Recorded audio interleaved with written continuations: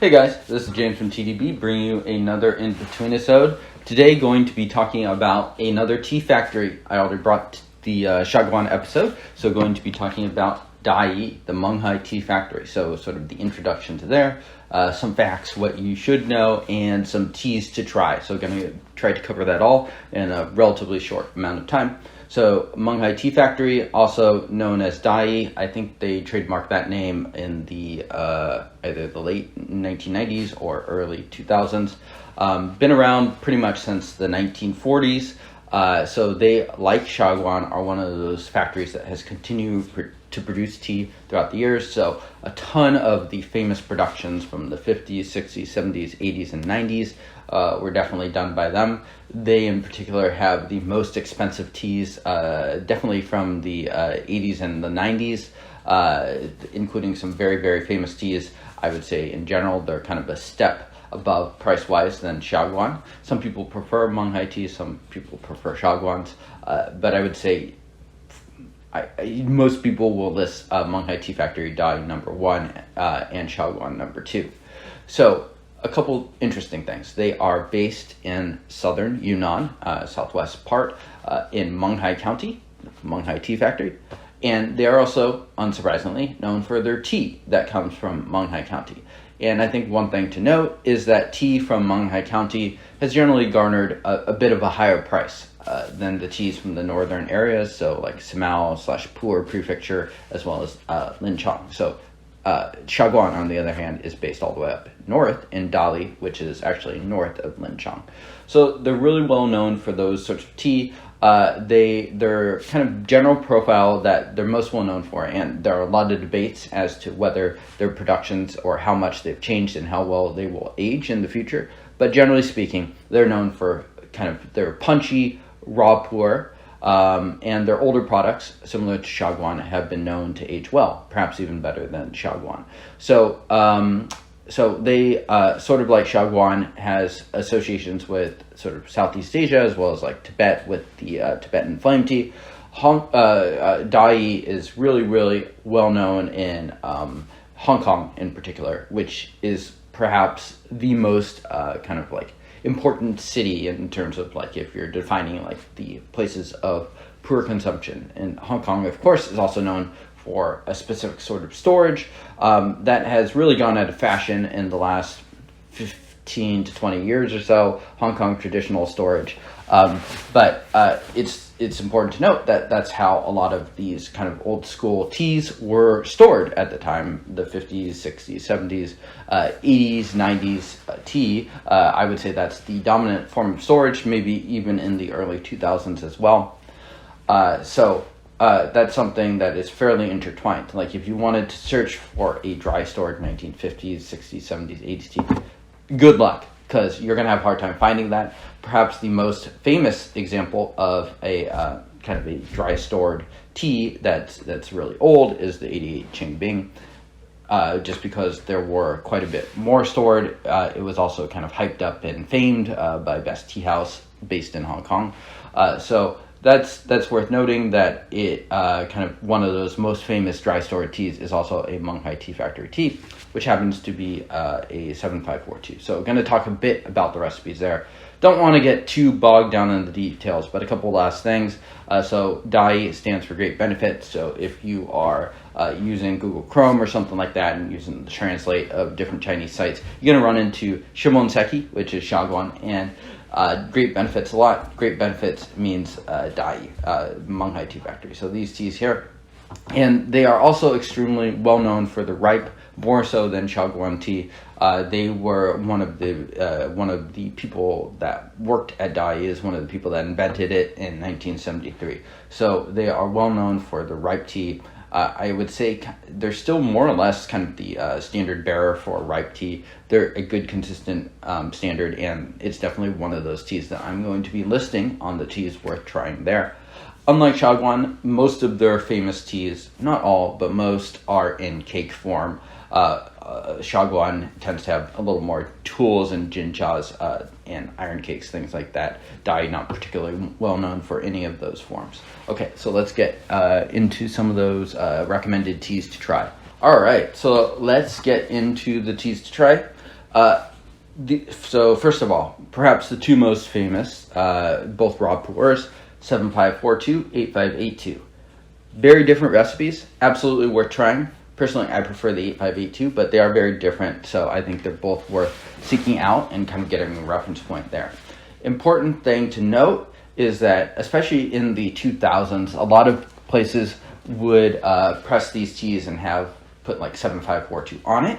So it's important to distinguish from Dai, Monghai Tea Factory 7542, and Zhongcha, not officially made by the factory.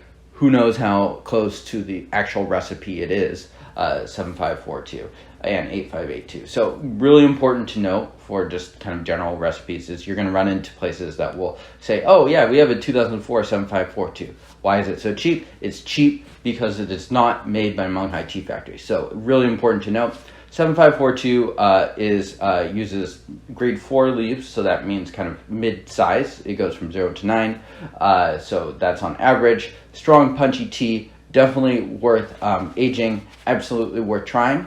I'll talk a little bit about kind of what you should look for as far as storage for these teas too. 8582 uses a higher grade of leaf. It's a little different than 7542 for sure, and you can side-by-side them and see that, in my opinion, there's quite a big difference for them. So I would say those are both absolutely worth trying.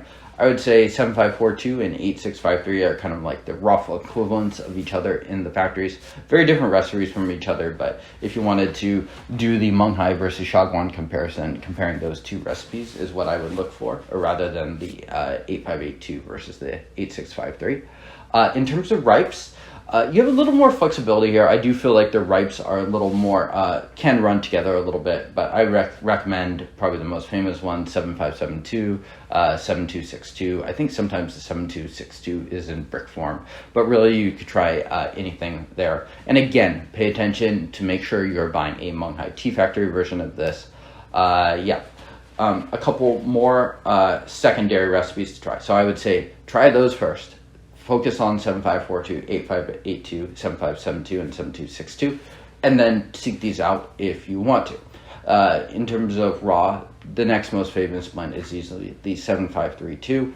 It's a little tippier. It's actually fairly different from the 7542, even though it shares a lot of those numbers and it's just a 3 versus a 4. So definitely worth trying. 2, they don't make that one quite as often. These days they're making 7542 just about every year, and 8582 most years too. 7532 is a little less common, but they still press it fairly frequently. So another one worth checking out. And then checking out some sort of a tippy blend from Monghai. So some of their tools, the ripe tools that they have, or the Golden Needle, White Lotus, things like that. So look for something that's like a really high leaf grade. And by high leaf grade, I don't mean like high leaf quality, I mean small leaves. And so they tend to press those into tools.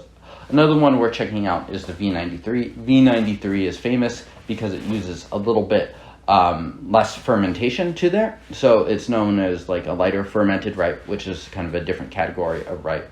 And one that I think they started pressing in 2006. So it's one where you can actually perhaps try a more aged version and see kind of how it's evolved.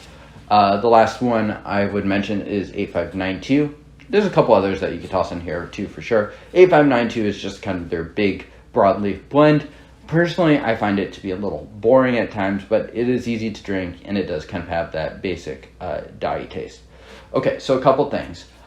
Absolutely pay attention to the storage and the age. I think for ripe, this matters a lot less. I would be totally comfortable buying a ripe dye from 2022 or even 2023. Generally speaking, their quality control on ripe is pretty good, so they will rust the leaves and things like that. So you're usually not going to get an overly stinky ripe from Monghai Tea Factory like you could from other places. So for ripe, I would recommend stuff that's newer just because it tends to be a little cheaper. So 7572, 7262, look for some of those. For raw, I would not recommend that you buy something from the last few years. In fact, some wild stuff has been going on with 7542 prices in the last couple of years. So I would advise you just to not get entangled in that at all, and just to look for teas that are at least 10 and ideally 15 years old. and have ideally been stored in a fairly hot and humid place. So places like southern China, so that's Guangdong, Guangzhou, Hong Kong, Taiwan, Southeast Asia, even though I think these teas tend to be a little more popular amongst the southern Chinese, but definitely worth kind of looking for that sort of storage. In terms of that sort of storage, you could probably find it at, I think Teas We Like has some stuff. King Tmall, Yunnan Sourcing. Definitely paid close attention to that storage though. Yunnan storage, Kunming storage in particular, is going to age the tea quite a bit slower than southern Chinese, so I would look for that storage when you're kind of looking to get the reference points. Again, sort of like Shaoguan, this is tea that was built to be strong and intended to age. So another thing worth noting too is Monghai Tea Factory is very, very hyped. So you will run into fakes, so you should be buying from a place that you trust. Don't just buy the cheapest stuff on a site that is a little sketchy. It may not be the real deal. So I would recommend definitely being very discriminating in terms of that.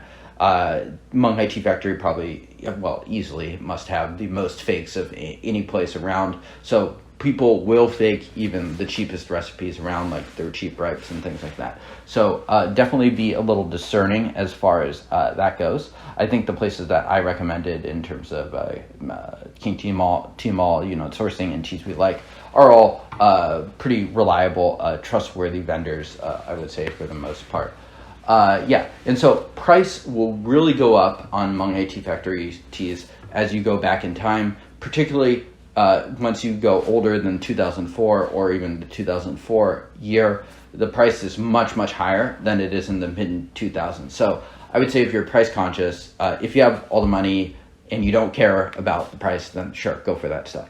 Otherwise, I would say for most people looking in that 2005 to 2012 or 13 range is probably kind of the sweet spot as dye. And even within that range, there is a fair bit of price variation, but you can find sort of these mid-2000s dye teas that are, around $100 or less still, with kind of that good storage that you're looking for. So I think that's the sweet spot. It can go easily up into the four figures pretty fast for like a 7542 that's from like the late 90s. That would be a very, very expensive tea to buy kind of right off the bat. So as far as just things to try, I would recommend kind of looking in that range. Okay, so I think that covers everything I wanted to. So I hope you enjoyed this episode. Let me know how you liked it. Let me know what your favorite Monghai Tea Factory teas are. I'd be very curious to hear. And I will see y'all next time. Cheers.